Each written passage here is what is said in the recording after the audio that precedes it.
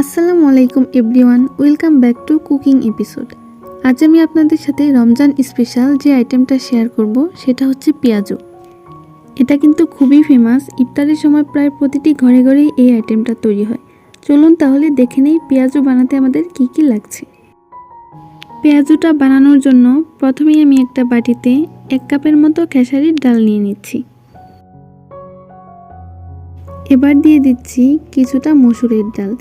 এইভাবে দুইটা ডাল একসাথে মিক্স করে বানালে পেঁয়াজুটা অনেকটা ক্রিসপি হয় আর খেতেও ভীষণ টেস্টি হয়। তাছাড়া আমরা সবসময় বাসায় এইভাবেই পেঁয়াজুটা বানাই। ডালগুলোকে একসাথে মেশানোর পর এর মধ্যে আমি পানি দিয়ে দিচ্ছি। এখন যেটা করতে হবে, ডালগুলোকে হাত দিয়ে ভালোভাবে কষলে কষলে ধুয়ে নিতে হবে।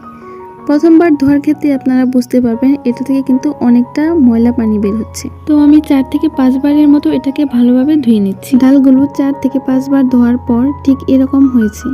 এবার আমি এতে পর্যাপ্ত পরিমাণে পানি দিয়ে দিব।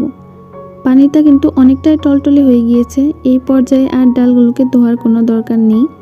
আমি এটাকে প্রায় আধা ঘন্টার মতো পানিতে ভিজিয়ে রাখবো। তবে আপনাদের হাতে সময় থাকলে আপনারা এটাকে আরও বেশি সময় পানিতে ভিজিয়ে রাখতে পারেন।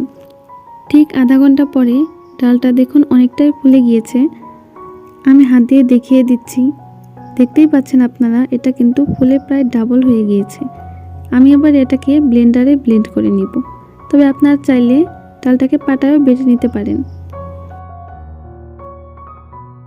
ডালটা আমি ব্লেন্ড করে নিয়েছি। অর্ধেকটা ডাল আমি এইভাবে একদম মিহি করে ব্লেন্ড করেছি, এতে কোনো প্রকার দানা নেই। আর বাকি অর্ধেকটা আমি এইভাবে আধা ভাঙা করে ব্লেন্ড করেছি। এইভাবে পেঁয়াজু বানালে পেঁয়াজুর বাইরের আবরণটা অনেক ক্রিসপি হয়। বাইরের বিভিন্ন হোটেলগুলোতে আমরা যে পেঁয়াজু দেখি, তারাও কিন্তু ঠিক সেমভাবেই এটা তৈরি করে। এবার আমি একটি বাটিতে ব্লেন্ড করে রাখা ডালগুলোকে দিয়ে দিচ্ছি।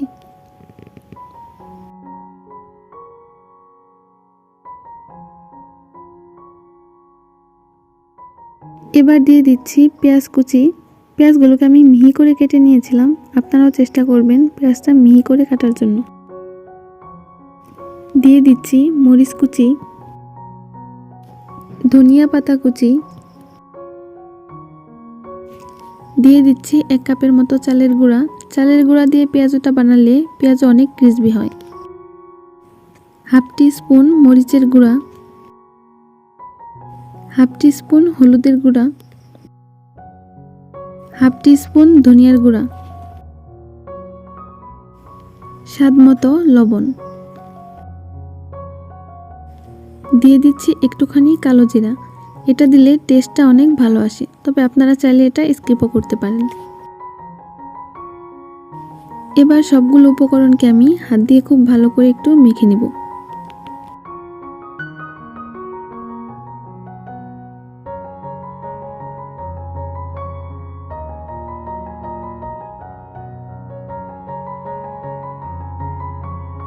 আমার মাখানোটা কিন্তু হয়ে গিয়েছে। মাখানোর পর এটার কনসিস্টেন্সিটা ঠিক এইরকম হবে।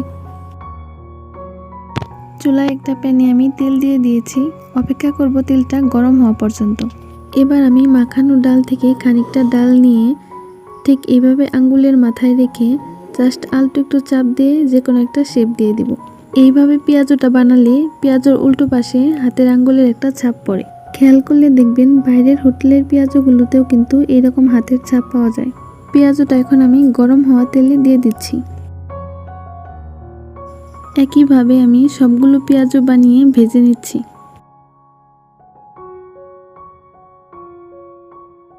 চুলার আঁচটা অবশ্যই মিডিয়াম লোতে রাখতে হবে, না হলে কিন্তু পেঁয়াজুগুলো পুড়ে যেতে পারে।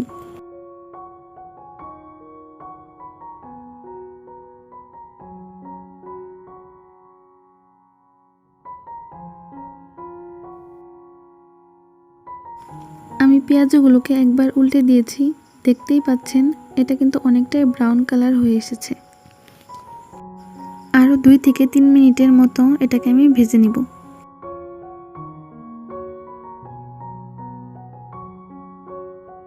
ঠিক 2 মিনিট পরে পেঁয়াজুটা কিন্তু একদম ব্রাউন কালার হয়ে গিয়েছে। এর থেকে বেশি রাখলে পেঁয়াজুটা পুড়ে যাওয়ার সম্ভাবনা আছে, তাই এই পর্যায়ে আমি চুলাটা বন্ধ করে দিচ্ছি। এবার একটা কিচেন টিস্যুতে পেঁয়াজগুলোকে আমি তুলে নিব। এতে পেঁয়াজুতে এক্সট্রা যে তেল থাকে সেটা ঝরে যাবে। সবগুলো পেঁয়াজই আমি এইভাবে তুলে নিচ্ছি। ব্যাস হয়ে গেল আমার গরম গরম সুস্বাদু পেঁয়াজু। দেখলেন তো কত সহজেই পেঁয়াজুটা তৈরি করে ফেললাম। আজকে তাহলে এইখানেই বিদায় নিচ্ছি। দেখা হবে আবার পরবর্তী এপিসোডে নতুন কোনো রান্না নিয়ে। সে পর্যন্ত সবাই ভালো থাকবেন। আল্লাহ হাফিজ।